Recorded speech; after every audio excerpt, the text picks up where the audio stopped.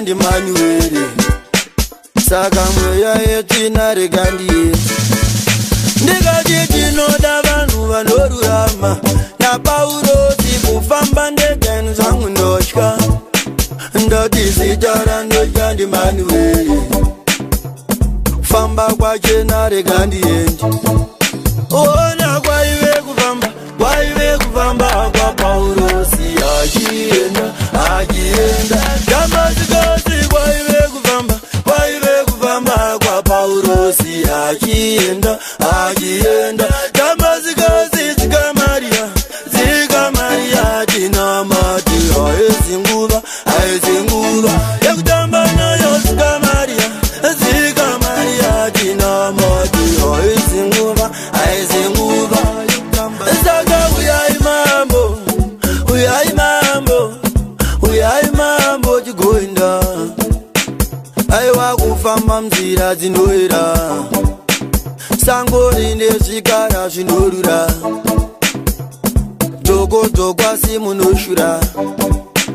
sandifungidzisa zvegoreriya ona kwaive kufamba kwa paurosi achienda damazikosi kwaive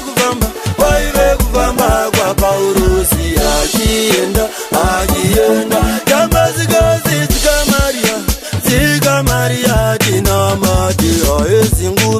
aizinguva yekutamba nayo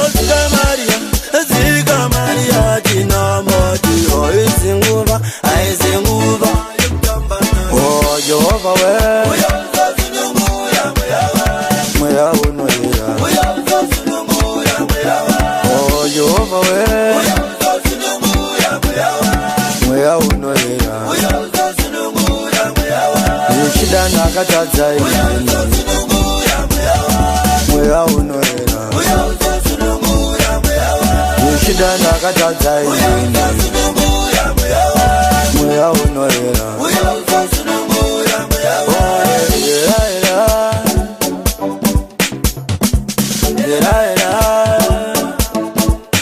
oh yeah